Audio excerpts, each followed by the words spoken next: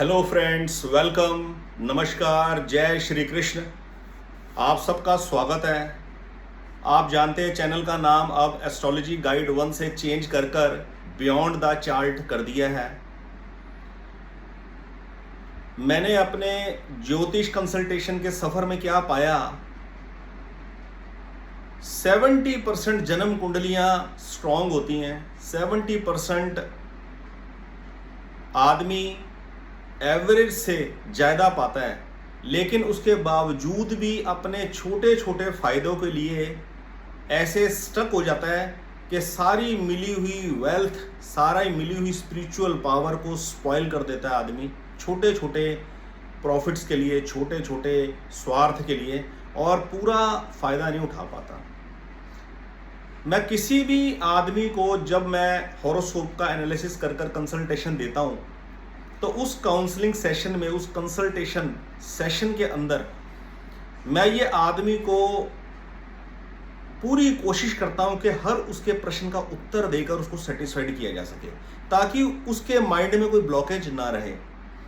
मैंने अपने जीवन के इस अनुभव में पाया कि कर्म सिद्धांत को ठीक से न जानने की वजह से, कार्मिक थ्योरी, कर्मा थ्योरी को ठीक से न समझ पाने की वजह से आदमी के जीवन में इतनी प्रॉब्लम्स आती हैं। इसलिए चैनल का नाम अब बियॉन्ड द चार्ट कर मैं इस पर आपसे बात करूंगा, कर्मा थ्योरी के बारे में, बिलीफ सिस्टम के बारे में और स्पिरिचुअल पावर के बारे में। तो आज चैनल का रीनेम होने के बाद ये फर्स्ट वीडियो है, और फर्स्ट वीडियो का थंबनेल आपने देख लिया, कार्मिक डेट, पूर्व जन्मों के कर्मों का ऋण अनुबंध, उससे कैसे चुकें। फ्रेंड्स, ऋण अनुबंध से मतलब है हमारा ये जो जन्म हुआ, जिस देश में, जिस राज्य में, जिस परिवार में, जिन परिस्थितियों में, ये हमारे कर्मों के आधार पर हुआ है। इस जन्म में हमें जो लोग मिले हैं, जो सिचुएशन, जो परिस्थितियां मिली हैं, उनसे हम कई बार जब सुख पाते हैं तब तो हमें बहुत अच्छा लगता है और हम उस परिस्थिति में बना रहना चाहते हैं, उस आदमी के साथ जुड़े रहना चाहते हैं। लेकिन कुछ परिस्थितियां और कुछ लोग हमारे जीवन में ऐसे आते हैं कि हम बहुत परेशान होते हैं, बहुत दुखी होते हैं और उनसे छुटकारा पाना चाहते हैं। तो कर्मा थ्योरी की आज ये पहली वीडियो है। इस वीडियो को ध्यान से अंत तक आप देखिएगा, आपको बहुत अच्छी डायरेक्शन मिलेगी। जन्म कुंडली की बाधाएं मिटाकर उसके बावजूद भी आदमी कहीं ना कहीं फंस जाता है। वो क्यों फंस जाता है, आप इस बात से समझ पाएंगे, और इसका सॉल्यूशन भी एंड में मैं आपको बताऊंगा।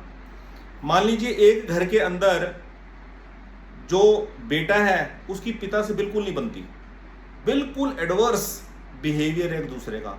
पिता समझता है पुत्र मेरा दुश्मन बनकर आ गया, और पुत्र समझता है पिता मेरे जानी दुश्मन है। दोनों एक दूसरे को सुहाते नहीं है। दूसरा रिलेशन आप मान लीजिए, बेटा यंग हुआ, घर में बड़ी भरपूर शांति है, 3-4 बेटे हैं, बड़ा भरा पूरा परिवार है, अच्छा बिजनेस स्टेब्लिश है। बड़े बेटे की शादी करी, बहुत बढ़िया शादी हो गई। दूसरे बेटे की शादी करी, अब जो बहू घर में आई उसका नेचर ऐसा है कि वो जॉइंट फैमिली में रहना नहीं चाहती, वो अलग होना चाहती है। बेटा रहना चाहता है पर वो बहू जो है उसकी वो रहना नहीं चाहती, वो अलग होना चाहती है, एक सेपरेट लाइफ, एक इंडिपेंडेंट लाइफ जीना चाहते हैं।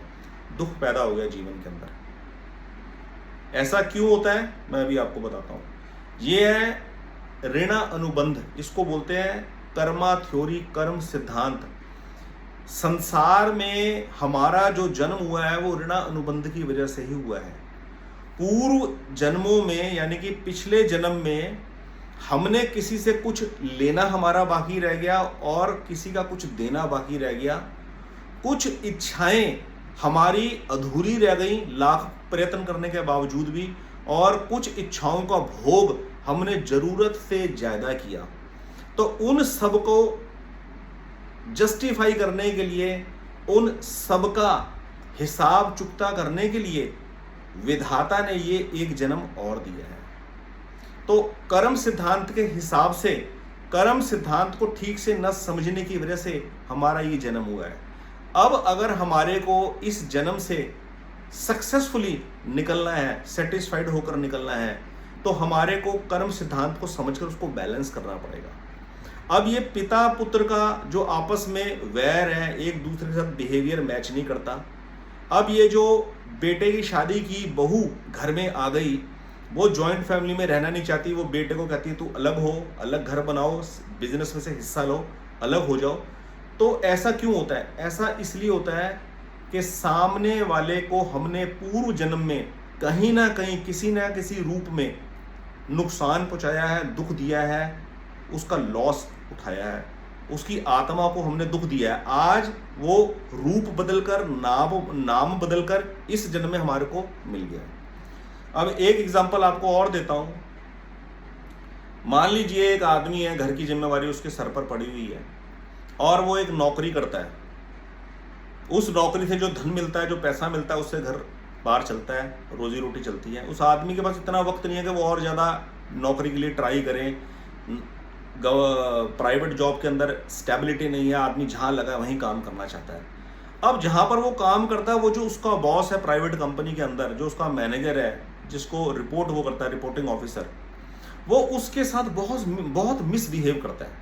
समय पर छुट्टी नहीं देता, घर में माँ बीमार है, पिताजी बीमार है, छुट्टी देते वक्त चिक चिक करता है, चार बातें सुनाता है, अपमान करता है। सैलरी भी टाइम पर नहीं मिलती, एक्स्ट्रा काम करने के बावजूद भी रिवार्ड नहीं मिलता। तो ये आदमी बड़ा परेशान होता है कि मैं इस आदमी को कैसे टैकल करूं। तो किसी भी सिचुएशन में पिता पुत्र की नहीं बनती, पुत्र पिता की नहीं बनती, बहू घर में आई है, उसकी कंपैटिबिलिटी नहीं बैठती घर के परिवार के सदस्यों के साथ।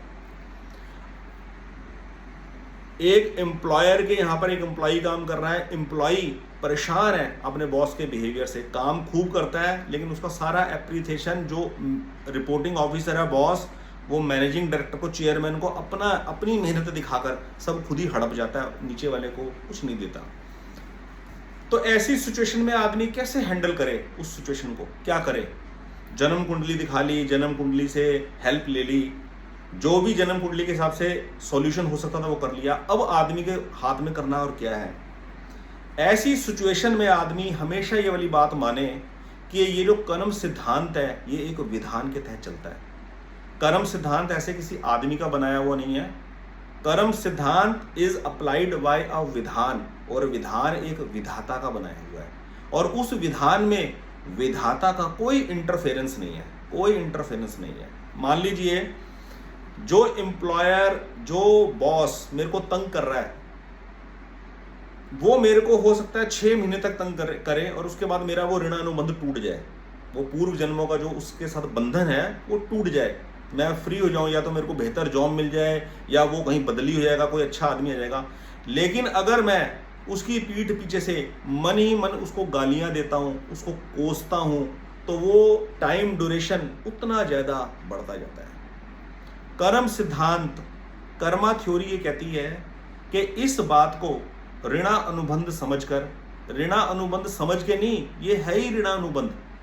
हमारा जन्म कहीं Norway, Sweden, Finland, Iceland, Austria, France ऐसी डेवलप्ड कंट्रीज में नहीं हुआ। हमारा जन्म जहां पर हुआ वहां पर लाख लिमिटेशंस के अंदर हम बाउंड हो रखे हैं, चाहकर भी उनको तोड़कर निकल नहीं पाते, इतने प्रयत्न करने के बाद भी निकल नहीं पाते। क्यों? क्योंकि वो एक ऋणानुबंध है।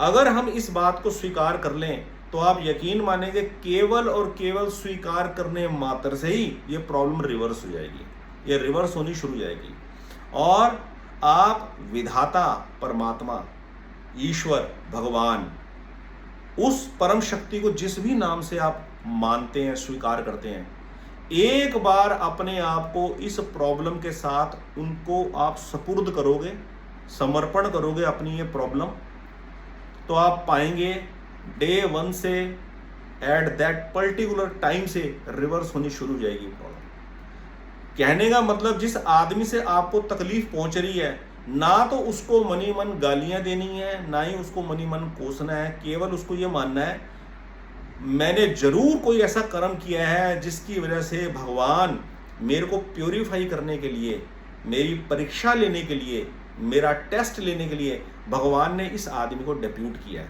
बस मुझे अब उसको अपनी बेस्ट परफॉर्मेंस देके, बेस्ट कर्तव्य परायणता देके, कर्तव्य परायणता कहते हैं रिस्पॉन्सिबिलिटी को हैंडल करना, रिस्पॉन्सिबिलिटी को निभाना। कैसे? फॉर एग्जाम्पल, मैंने किसी साहूकार से कर्ज ले लिया 1 लाख रुपए का। अब मैं हर महीना 10,000 रुपये कमाता हूं और मैं 5,000 रुपये का कर्ज वापस कर देता हूं और 5,000 रुपये में बहुत टाइट पोजीशन के साथ अपने घर का निर्वाह करता हूं। कई तंगियां आती हैं, कई जिम्मेवारियां आती हैं बीच में, कई मुसीबतें आती हैं, जब पैसों की ज़्यादा ज़रूरत पड़ती है, तब भी मैं अपना गुजारा उन 5,000 से करता हूं, लेकिन वो 5,000 की किस्त देना भूलता नहीं हूं। तो वो साहूकार के मन के अंदर क्या बात आएगी कि इतनी कठिनाइयाँ झेलने के बाद भी, इतनी मुसीबत झेलने के बाद भी ये आदमी मेरा कर्ज देना नहीं भूलता, मेरे को 5,000 की किस्त देना नहीं भूलता और अपने 5,000 से गुजारा करता, चाहे जैसे मर्जी करे। तो होगा क्या कि 5-5 हज़ार की किस्त देते हुए जब आदमी का कर्जा 60-70 हज़ार रुपये उतर जाएगा, कुछ बचेगा, तो साहूकार के मन में ऑटोमेटिकली एक दया पैदा हो जाएगी। ऑटोमेटिकली वो कहेगा चल छोड़, आखिरी की अभी कुछ किस्तें तेरे को छोड़ दी, माफ कर दी। तो इस तरीके से ऋण अनुबंध से चुकता हुआ जाता है। यही तरीका है। 3 शब्द हमेशा ध्यान में रखना। एक, कर्म सिद्धांत, ये हर वक्त अप्लाइड है, हर मानव के ऊपर अप्लाइड है, हर प्राणी के ऊपर अप्लाइड है, पूरे संसार के अंदर। कर्म सिद्धांत चलता है एक विधान के तहत, और विधान विधाता का बनाया हुआ है। उस विधान में विधाता का कोई इंटरफेरेंस नहीं होता, लेकिन हाँ, अगर हमने कर्म सिद्धांत की रिस्पेक्ट करी और उस विधाता से अपने आप को कनेक्ट रखा, तो आप यकीन मानिए वो जो साहूकार की मैं बात कर रहा हूं, वो विधाता ही है।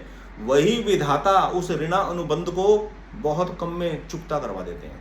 इसलिए आप जब भी किसी व्यक्ति या किसी परिस्थिति में ऐसे फंस जाएं कि आप उससे छुटकारा पाना चाहें पर आपको मिल नहीं रहा, तो अपने आप को टोटली सरेंडर कर दें, और सरेंडर कर आप अपनी ड्यूटी बेस्ट से बेस्ट निभाएं।